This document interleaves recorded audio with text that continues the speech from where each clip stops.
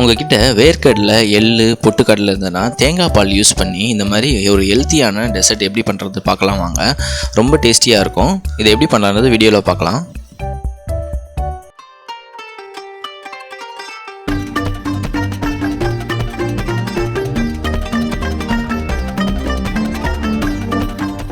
First தேங்காய் பால் பார்த்தீங்கன்னா ஒரு பவுல் அளவு எடுத்துக்கோங்க. பெரிய தேங்காயாக இருந்தால் நீங்கள் பாதி முடி எடுத்தால் போதும்.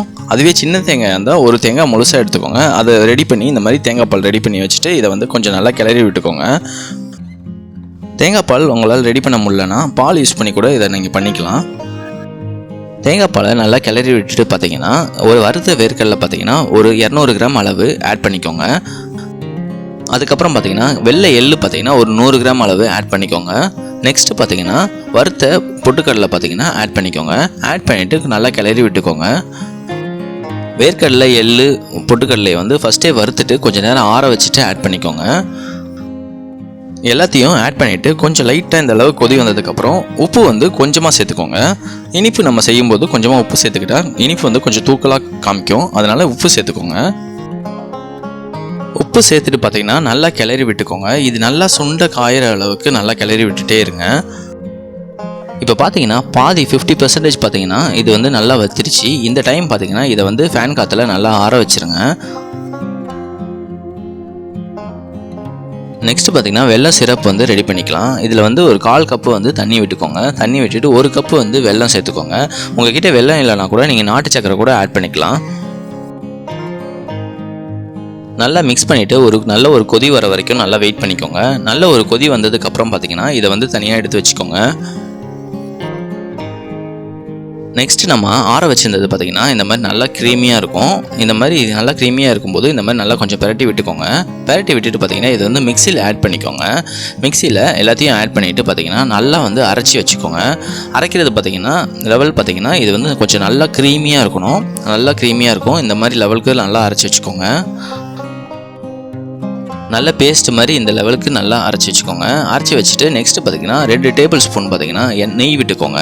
நெய் விட்டுட்டு நெய் நல்லா உருகுனதுக்கப்புறம் நம்ம ரெடி பண்ணி வச்சுருந்த மிக்சரை வந்து ஆட் பண்ணிக்கோங்க.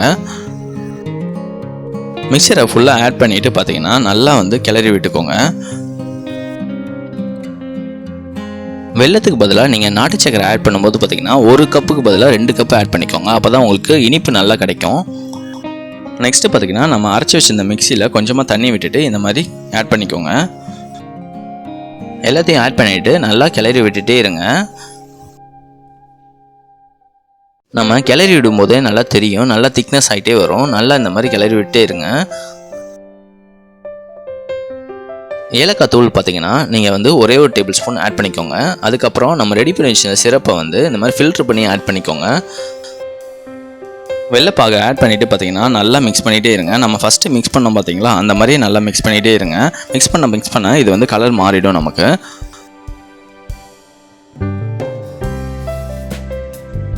இது நல்லா கிண்ட நமக்கு இந்த கல்வா பதத்துக்கு நல்லா சூப்பராக வந்துடும் நமக்கு.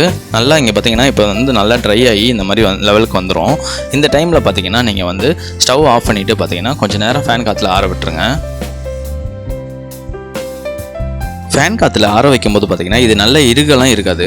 கொஞ்சம் நம்ம உருண்டை பிடிக்கிறதுக்கு தான் நம்ம ஆற வச்சுருக்கோம். இந்த மாதிரி கொஞ்சம் நல்லா ஃபேன் காற்றுல ஆறினதுக்கப்புறம் கிளறி விட்டுட்டு கையில் கொஞ்சமாக நெய் விட்டுட்டு பார்த்தீங்கன்னா நல்லா உருண்டை பிடிக்க ஸ்டார்ட் பண்ணிவிடுங்க.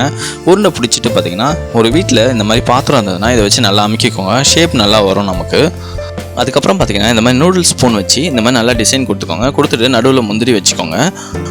இந்த டெசர்ட்டை பொறுத்த வரைக்கும் குழந்தைங்கலேருந்து பெரியவங்க வரைக்கும் எல்லாருமே சாப்பிட்லாம். இந்த வீடியோ பிடிச்சிருந்தா நீங்களும் வீட்டில் ட்ரை பண்ணி பாருங்கள். மறக்காமல் லைக், கமெண்ட் அண்ட் சப்ஸ்கிரைப் பண்ணிவிடுங்க. தேங்க்யூ.